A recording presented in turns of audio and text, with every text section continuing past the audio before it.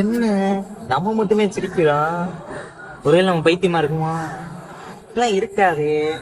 இவன் ஏன் சிரிக்காம இருக்கியா? ஏமா மொபைல் யூஸ் பண்ற இவனை சிரிப்பே வரலையா? நான் எத்தனை எனக்கா பண்ண ரீல்ஸ்டா சூப்பரா பண்ண சிரிப்பு அப்படி வருது. நீ ரீல்ஸ் பார்த்து சிரிக்கிற, நான் வந்து ஒரு விஷயத்த கத்துக்கிட்டு இருக்கேன், அதனால நான் சிரிக்கல. ஏய் 2K கிட்ஸ்ல செல்லு எதுக்கு யூஸ் பண்ணாதுமா?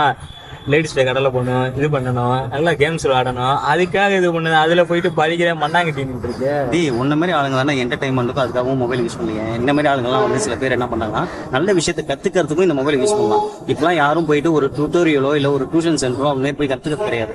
இப்போ நான் வந்து ஒரு வீடியோ எடிட் பண்றது எப்படின்னு நான் இதை கத்துக்கிறேன். அந்த மாதிரி ஒவ்வொருத்தருக்கு தேவையான நிறைய விஷயங்களை ஈஸியாக நம்ம கத்துக்கலாம்.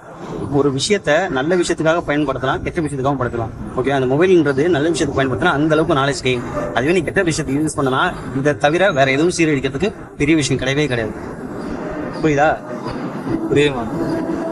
ஆனா இதை யாருக்கிட்ட சொல்லணும்னு புரிய வைக்க முடியலையே. நீ சொன்னதெல்லாம் எனக்கு புரிஞ்சிச்சு, ஆனா என்கிட்ட போய் சொன்ன பாத்தியா? அதுதான் எனக்கு இப்பதான் சிரிப்பு வருது. சரி ஸ்டேலு, அவங்களையும் சிரிப்பு, நான் என் போய் சிரிக்கிறேன்.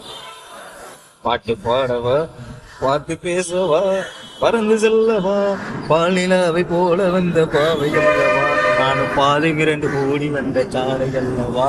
மொபைல் கூட கெடுக்கிற விஷயம் கிடையாதுங்க. இந்த மாதிரி கூடவே இருந்துகிட்டு நம்ம படிக்கிறதையும் கெடுக்கிறாங்க பாத்தீங்களா? இவங்க தான் பெரிய டேஞ்சர்.